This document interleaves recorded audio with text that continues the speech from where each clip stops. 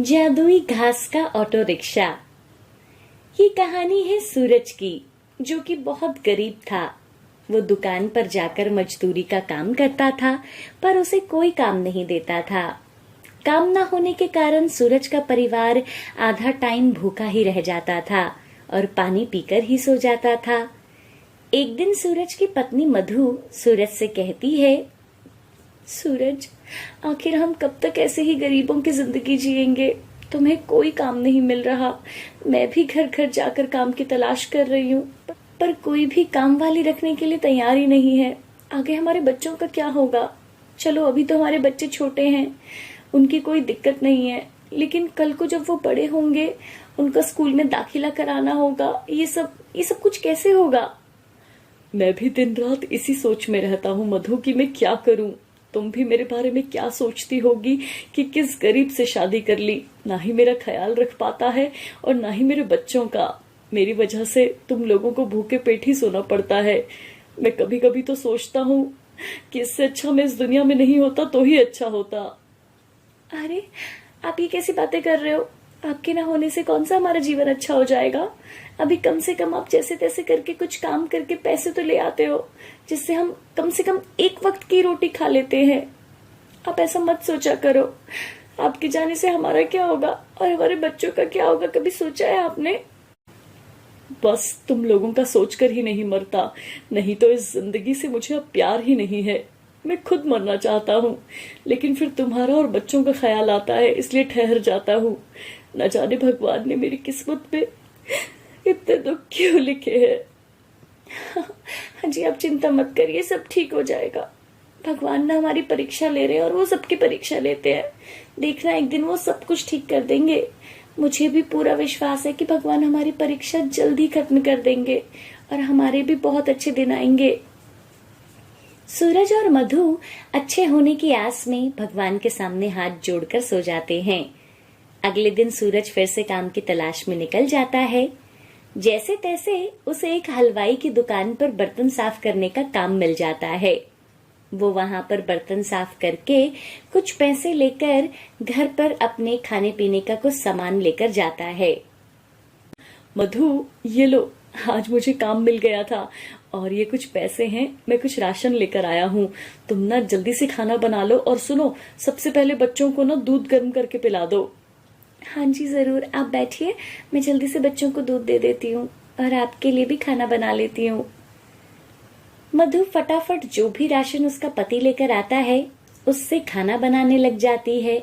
इतने में ही एक साधु बाबा की आवाज आती है, भिक्षाम दे, भिक्षाम दे, भगवान तुम्हारी मुराद पूरी करेगा, कुछ खाने को दे दो बेटा, बहुत दिनों से भूखा हूँ। अरे मधु, देखो, हमारे दरवाजे पर कोई साधु महाराज खाना मांग रहे हैं। एक काम करता हूँ, मैं जाकर देखता हूँ कि कौन है। सूरज बाहर जाकर देखता है तो एक साधु महाराज बाहर खड़े होते हैं। सूरज उन साधु महाराज को अपनी खाट पर बिठाता है और अंदर जाकर मधु से कहता है, मधु, कोई साधु महाराज खाना मांग रहे हैं, तू थोड़ा खाना मुझे दे दे, मैं बाबा को दे दूंगा। बेचारे ने बहुत दिन से कुछ नहीं खाया, लगता है ये भी हमारी तरह भूखे हैं। अजी, लेकिन आप तो बहुत ही कम राशन लेकर आए थे और जो भी लेकर आए थे मैंने उससे हम दोनों का ही खाना बनाया है। अगर हम ये खाना साधु महाराज को दे देंगे तो हम दोनों क्या खाएंगे? मैं जानता हूँ मधु, लेकिन जब खाना नहीं होता तब भी तो हम लोग भूखे ही रहते ना। और मेरे दरवाजे पर कोई मुझसे कुछ मांगने आया है, मैं उसे ऐसे तो भूखा नहीं भेज सकता। साधु महाराज तो भगवान का रूप होते हैं, अगर मैंने उन्हें भूखा भेज दिया तो मैं अपने आप को कभी माफ नहीं कर पाऊंगा। तुम मुझे ये खाना दे दो ताकि मैं साधु महाराज को खाना दे दूं। तुम अपना थोड़ा सा खाना रख लेना। नहीं जी, आप बिल्कुल ठीक कह रहे हो। हमारे दरवाजे से कोई भूखा जाए, ये तो मुझसे भी बर्दाश्त नहीं होगा। सुनो, कोई बात नहीं, आप है ना ये सारा खाना ले जाइए। जब आप भूखे रह सकते हो तो मैं भी भूखी रह सकती हूँ, और वैसे भी आपको भूखा रखकर मैं कहाँ खाना खा पाऊंगी। इससे तो अच्छा है आप सारा खाना साधु महाराज को दे दीजिए। सूरज सारा खाना लेकर साधु महाराज को दे देता है। साधु महाराज खाना खाकर सूरज से कहते हैं, बेटा, कई दिनों से भूखा हूँ। तुम्हारे पास और खाना हो तो मुझे दे दो, इससे मेरी भूख नहीं मिट रही। मुझे क्षमा करें महाराज, मेरे पास इतने पैसे नहीं कि मैं ज्यादा खाना बना सकूं। मेरे पास तो आज थोड़े ही पैसे आए थे, उन्हीं पैसों से मैंने ये भोजन बनाया था और मैंने आपको अपनी पत्नी और अपना भोजन दिया है। अब मेरे पास ना तो पैसे हैं और ना ही राशन कि मैं आपके लिए और खाना बना सकूं। हो सके तो मुझे माफ कर दीजिए, अब मेरे घर में आपके लिए खाने के लिए कुछ नहीं है। वाह बेटा, मैंने तुम जैसा बच्चा आज तक नहीं देखा। तूने अपनी पत्नी और अपने हिस्से का खाना खिलाकर मेरी भूख मिटाई है, जिसे खाकर मैं तृप्त हो गया। दोबारा मांग कर तो मैं तुम्हारी परीक्षा ले रहा था। मांग क्या मांगता है, मैं तुझे कुछ देना चाहता हूँ। नहीं नहीं साधु महाराज जी, मुझे और कुछ नहीं चाहिए। आपका पेट भर गया, ये मेरे लिए बहुत है। तभी साधु अपनी आंखें बंद करते हैं और कुछ मंत्र पढ़ते हैं। तभी उनके हाथों में एक जादुई घास आती है। साधु घास को सूरज की तरफ करते हैं और बोलते हैं, लेकिन मैं तुझे खुशी से कुछ देना चाहता हूँ। ये ले, ये घास है, इससे जब भी तू कुछ मांगेगा वो तुझे मिल जाएगा। मैं भला घास से क्या मांगूंगा और ये घास मुझे क्या ही देगी? बेटा, ये कोई मामूली घास नहीं है, ये एक जादुई घास है जो तेरी सारी इच्छाएं पूरी कर देगी। नहीं नहीं साधु महाराज, अगर आप मुझे कुछ देना चाहते हो तो कुछ ऐसा दीजिए जिससे कि मैं मेहनत करके कमा सकूं।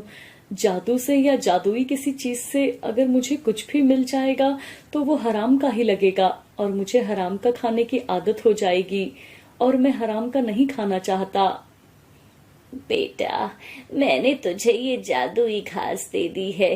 अब इस घास से तुझे मेहनत करके क्या करना है, ये तू सोच ले। जो भी तू इस जादुई घास से मांगेगा वो तुझे मिल जाएगा। अब मैं यहाँ से जाता हूँ, तेरा कल्याण हो। और साधु महाराज वहां से अंतर्ध्यान हो जाते हैं। फिर सूरज सोचता रहता है कि वो उस जादुई घास से क्या मांगे। तभी वो देखता है कि लोग उसके पास ऑटो चला रहे थे और वो जादुई घास से ऑटो मांगता है और उसके सामने एक सुंदर सी घास लगी हुई ऑटो प्रकट हो जाती है। अरे वाह, ये मेरी घास वाली ऑटो रिक्शा तो बहुत सुंदर लग रही है। अब लोग मेरी इस प्यारी घास वाली ऑटो रिक्शा में जरूर सफर करेंगे। सूरज अपनी घास वाली ऑटो रिक्शा लेकर जैसे ही चलता है, लोग उसे देखकर अट्रैक्ट होते हैं और उसमें बैठने लगते हैं। जैसे ही लोग घास वाली ऑटो रिक्शा में बैठते, उन्हें बहुत अच्छा लगता, क्योंकि घास वाली ऑटो रिक्शा में उन्हें गर्मी से राहत मिल रही थी, मानो उनके सामने एसी की ठंडी हवा भी फेल हो गई हो। अरे भैया, मैंने तो आज तक ऐसी घास वाली ऑटो रिक्शा नहीं देखी। अरे, और सबसे अच्छी बात तो ये है कि इसमें गर्मी का नामो निशान ही नहीं है। अब जैसे ही लोगों को घास वाली ऑटो रिक्शा के बारे में पता चलता है, सब लोग उसमें बैठने की जिद करने लगते हैं। पर सूरज को ये नहीं पता था कि उसकी जादुई घास वाली ऑटो रिक्शा लोगों के अनुसार अपना आकार बड़ा कर सकती थी। जैसे जैसे लोग बैठते गए, जादुई घास वाली ऑटो रिक्शा बड़ी होती गई। ये देखकर सब लोग बोलते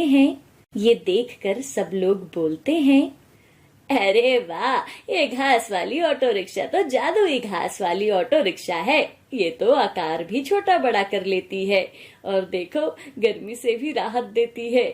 हम तो अब इसमें ही सफर करेंगे। सूरज और उसकी पत्नी भी अपनी जादुई घास वाली ऑटो रिक्शा से बहुत खुश थे। जादुई घास होने के बाद भी वो लोग मेहनत से अपना घर चलाते हैं। जादुई उल्टा गांव। ये कहानी है पालमपुर की, जहाँ गांव में किसी भी लड़की को पढ़ने का अवसर नहीं देते थे। कुछ बूढ़े आपस में बात करते हैं, अरे भाई, मेरा पोता तो बाहर गया है पढ़ने के लिए। अच्छा, और पोती वो क्या कर रही है? पोती? अरे वही जो सब गांव की लड़कियां करती हैं। अपनी माँ से घर का काम सीख रही है। लड़की को पढ़ा लिखा कर क्या ही करना है, बस लड़के को पढ़ा दो, क्योंकि वो तो आगे घर का खर्च संभालता है। हाँ भाई, तुमने बिल्कुल सही बोला। इसी गांव में एक लड़की सरिता नाम की रहती थी।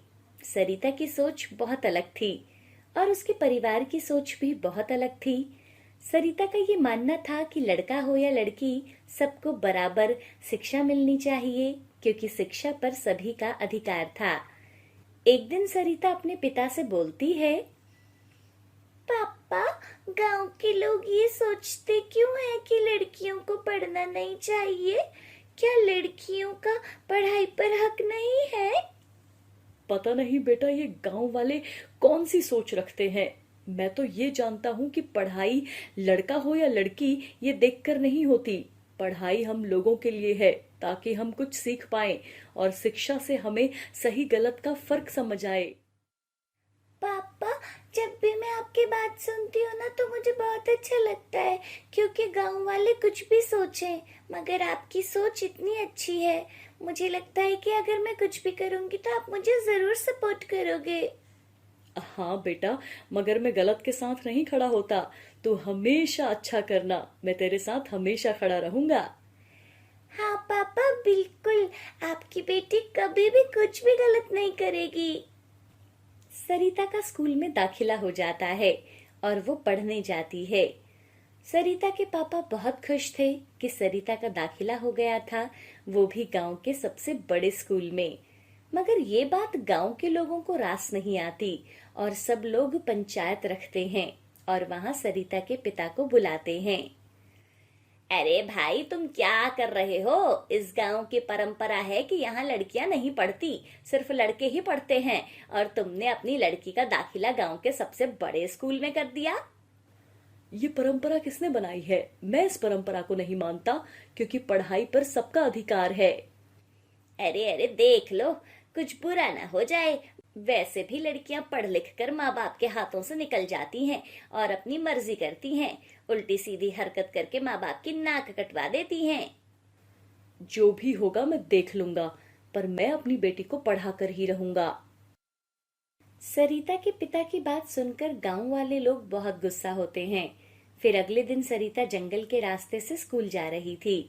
तभी कुछ गांव वाले उसे पकड़कर एक पेड़ से उल्टा टांग देते हैं और कहते हैं, अरे पंचायत में तो तेरा बाप बहुत बोल रहा था कि पढ़ा लिखा कर तुझे लड़कों की बराबरी करवाएगा। अब तुझे और तेरे बाप को सबक मिलेगा और पता चलेगा कि क्या फर्क होता है लड़के और लड़की में। सरिता चिल्लाती रह जाती है, मगर उसकी कोई नहीं सुनता। दोपहर हो जाती है और सरिता घर नहीं पहुंचती।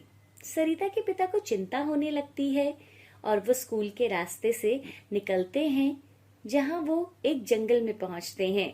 वो देखते हैं कि सरिता पेड़ से उल्टी लटकी थी और वो बेहोश थी। वो बहुत घबरा जाते हैं। वो तुरंत जाकर सरिता को पेड़ से नीचे उतारते हैं। अरे सरिता, क्या हुआ बेटा तुझे? तू आंखें क्यों नहीं खोल रही? तेरे साथ ये सब किसने किया, मुझे बता बेटा। सरिता बेहोश थी, वो कुछ नहीं बोलती, ना ही वो आंखें खोलती है। सरिता के पापा उसे गोदी में उठाकर घर ले आते हैं। सरिता की माँ भी बहुत ज्यादा परेशान हो जाती है उसकी ये हालत देखकर। वो दोनों उसके मुंह पर पानी के छींटे डालते हैं और सरिता को होश आ जाता है। सरिता बेटा, तो ठीक तो है ना? तुझे क्या हो गया था? तुझे पेट से उल्टा किसने लटकाया बेटा, मुझे बता। पापा, मम्मी, गांव के कुछ लोग आए थे, उन्होंने मेरे साथ बदतमीजी की और फिर मुझे पेट से उल्टा लटका दिया और कह रहे थे कि तुझे स्कूल जाने का बहुत शौक है ना, अब जाकर दिखाना। इन गांव वालों को तो मैं अच्छे से सबक सिखाऊंगा। पापा, आप नहीं, इन्हें मैं सबक सिखाऊंगी। सरिता के पापा सारे गांव वालों को इकट्ठा करते हैं और सरिता भी वहां खड़ी हो जाती है। आप लोगों ने मेरे साथ अच्छा नहीं किया और मैं आज इस गांव को श्राप देती हूँ कि जैसे आप लोगों ने मुझे उल्टा लटकाया था, वैसे ही ये गांव भी उल्टा हो जाएगा और इसे कोई सही नहीं कर पाएगा, ना ही कोई इस श्राप से बच पाएगा। कोई ये गांव छोड़कर भी नहीं जा पाएगा, यहाँ की हर चीज उल्टी हो जाएगी। ये कहकर सरिता और उसका परिवार गांव छोड़कर हमेशा के लिए चला जाता है और गांव वाले घबरा जाते हैं, क्योंकि पुराने टाइम में श्राप सच हो जाते थे। हुआ भी ऐसा ही कि गांव उल्टा हो जाता है। सूरज जब पूरब की जगह से पश्चिम से निकलता है, पानी की धारा जमीन की जगह से आसमान से बहने लगी। सब लोग हमेशा पानी बरसने से परेशान हो जाते हैं। सब लोग सीधे की जगह उल्टा चलने लगे। कुछ समय बाद एक केशव नाम का लड़का रिसर्च करने वहां आता है, ऐसी चीजों पर जो दुनिया में सबसे अलग होती है। उल्टा गांव के बारे में सुनकर वो बोलता है, अरे ये कैसा गांव है, लगता है रिसर्च के लिए एक नया टॉपिक मिल गया है। मैं इस गांव में जाऊंगा और देखता हूँ कि इस गांव की कहानी आखिर क्या है। केशव अगले दिन अपनी रिसर्च के लिए उल्टा गांव में जाता है और लोगों से जाकर उल्टे गांव की कहानी पूछता है। अरे भाई साहब, आप उल्टा क्यों चल रहे हो और यहाँ हर चीज उल्टी क्यों है? अरे पता नहीं भाई, हम तो जब से इस गांव में हैं, हर चीज उल्टी ही है और हमें भी अब इन सब चीजों की आदत हो गई है। अगर तुम्हें पता लगाना ही है तो तुम गांव के मुखिया के पास जा सकते हो। मुखिया का घर कहाँ पर है? आप मुझे लेकर चल सकते हो? ठीक है, मैं तुम्हें लेकर चलता हूँ। केशव सीधा चलता है, मगर वो आदमी उल्टा चलता है। इसी कारण केशव को मुखिया के घर जाने में बहुत दिक्कत होती है। जैसे तैसे वो वहां पहुंच ही जाता है। मुखिया जी, मैं आपसे उल्टे गांव के रहस्य के बारे में जानना चाहता हूँ कि इस गांव में सब कुछ उल्टा क्यों है, यहाँ हर काम उल्टा ही क्यों होता है। मुखिया केशव को सारी बात बताता है। मुखिया जी, गांव वालों और आपने उस लड़की के साथ बहुत गलत किया है, इसी कारण ये सब हुआ है। आपने सही कहा, पर अब हम इस श्राप से कैसे मुक्ति प्राप्त कर सकते हैं?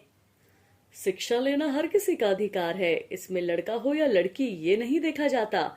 शिक्षा सभी को समान रूप से मिलनी चाहिए।